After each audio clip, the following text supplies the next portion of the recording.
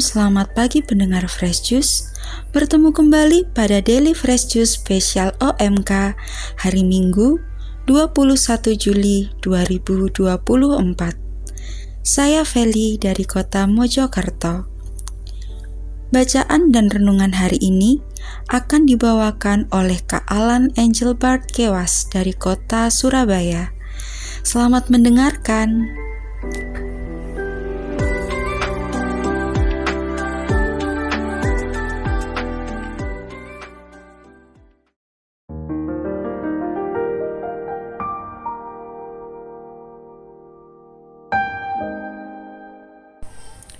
Shalom, salam sukacita. Hai semua, Bapak, Ibu, teman-teman OMK, dan pendengar Daily Fresh Juice dimanapun Anda berada. Semoga kita semua tetap diberikan kesehatan yang baik ya. Dan bagi yang sedang sakit, agar diberikan pemulihan dan kesembuhan.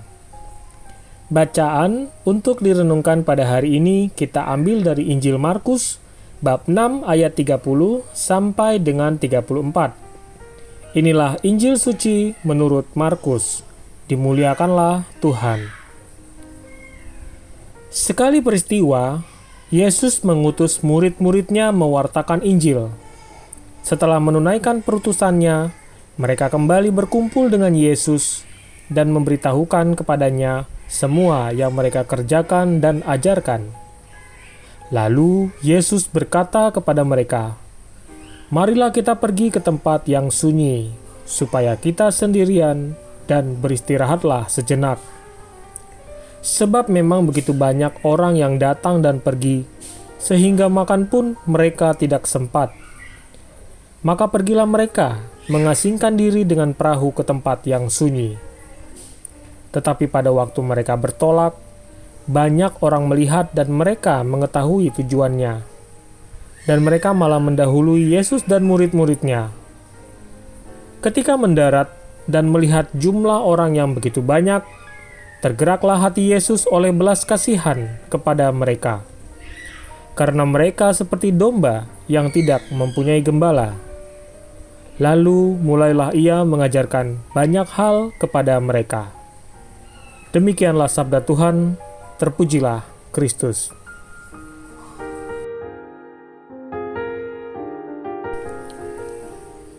Para pendengar Daily Fresh Juice yang dikasihi Tuhan, bacaan hari ini mengisahkan sebuah plot twist. Plot twist maksudnya sebuah hal yang tidak kita duga-duga di dalam sebuah cerita. Dalam kisah tadi, diceritakan bahwa setelah murid-murid Yesus kembali dari perutusannya untuk mewartakan Injil, Yesus mengajak mereka untuk pergi ke suatu tempat yang sunyi, agar mereka bisa menyendiri dan agar bisa beristirahat. Wah, asik nih, diajak oleh Yesus untuk healing setelah mereka melakukan banyak aktivitas dalam perutusan. Bahkan makan pun tidak sempat. Mereka naik ke perahu dan hendak menuju ke tempat yang sunyi. Nah, disinilah plot twist-nya. Ternyata takdir berkata lain. Dikisahkan bahwa ada banyak orang melihat mereka pergi dengan perahu dan mereka tahu arah tujuan Yesus bersama murid-muridnya. Orang-orang banyak tersebut seperti penggemar fanatik ya. Bahkan mereka tahu kemana arah tujuan idolanya.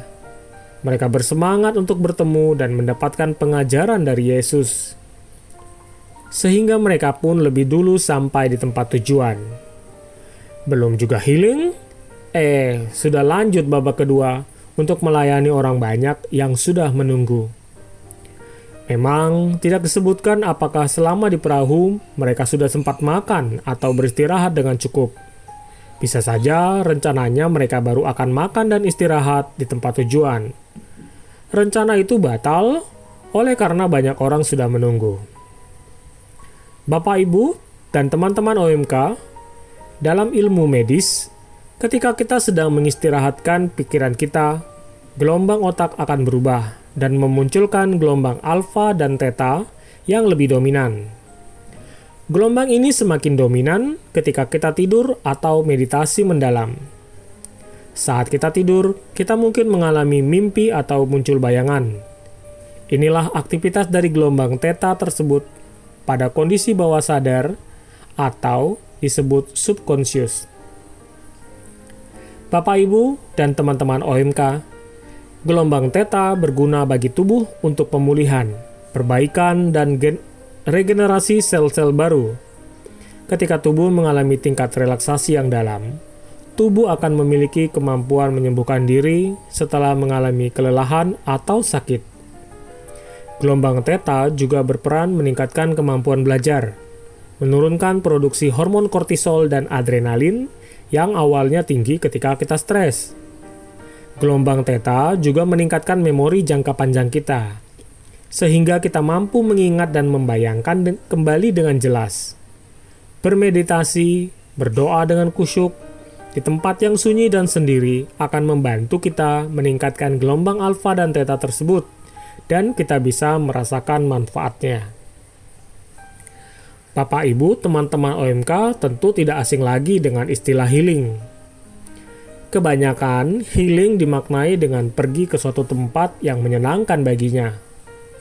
Dalam Injil yang kita dengar tadi pun, Yesus mengajak murid-muridnya untuk pergi ke tempat yang sunyi supaya sendirian dan beristirahat. Nampaknya para murid begitu antusias dalam perutusan mereka dan menceritakan semua pengalaman mereka kepada Yesus. Yesus memahami bahwa para murid pun perlu healing. Healing yang dimaksud oleh Yesus tentu tidak sekedar untuk makan minum, mengistirahatkan tubuh dan pikiran saja. Ternyata, Yesus juga sering banyak healing setelah aktivitasnya mengajar orang banyak. Healingnya Yesus di dalam Alkitab, dalam Matius 14 ayat 23, Markus 1 ayat 35, Markus 6 ayat 46, dan Lukas 5 ayat 16, dan banyak lagi, dapat kita temukan bahwa Yesus seringkali meluangkan waktu untuk sendirian untuk berbicara dengan Allah. Menuju ke tempat yang sunyi dan menyendiri, bertujuan agar suasana tersebut mendukung kita untuk semakin fokus untuk berdoa, berbicara kepada Allah. Dengan bermeditasi, akan merelaksasi tubuh dan pikiran kita. Fokus mendengarkan jawaban-jawaban Tuhan yang berbicara melalui suara hati kita. Kita dapat merefleksikan segala aktivitas yang sudah kita kerjakan, memilah hal-hal positif dan negatif dengan lebih jernih. Dan setelah istirahat tersebut, kita akan merasakan perasaan kita jadi lebih bersemangat, lebih ringan karena pemulihan yang kita alami. Perlu diingat bahwa Yesus mengajak murid-muridnya naik perahu ke tempat sunyi, sebenarnya juga agar murid-murid memiliki waktu bersama Yesus yang adalah Allah itu sendiri. Maka, bagaimana kita sebagai umat Katolik juga ikut healing bersama Yesus? Jika sulit mencari tempat yang sunyi dan sepi, datanglah ke gereja Katolik. Ada yang memiliki ruang adorasi, atau bisa mengunjungi Gua Maria di sekitar daerahnya. Gua Maria yang terkenal juga banyak. Tapi jangan hanya untuk berfoto-foto dan posting di medsos ya. Manfaatkanlah kesempatan dan suasana di lokasi tersebut untuk benar-benar bertemu dengan Tuhan secara pribadi. Bagi yang berminat juga bisa menanyakan ke parokinya untuk bergabung dalam komunitas meditasi Katolik. Panduan meditasi Katolik dapat membantu kita yang masih bingung nanti meditasinya seperti apa. Bapak, Ibu, teman-teman OMK dan pendengar Daily Fresh Juice. Pada hari ke-7, Allah berhenti dari segala pekerjaan penciptaannya. Kemudian Allah memberkati hari ke-7 itu dan menguduskannya.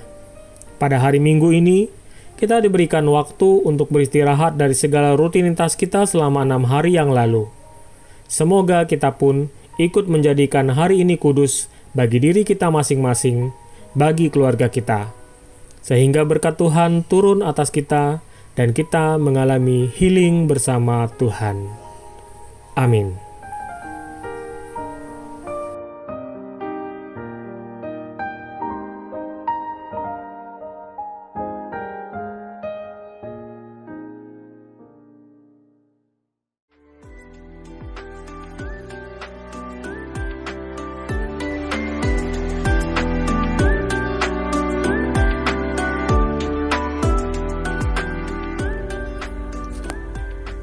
Terima kasih Kak Alan untuk renungannya.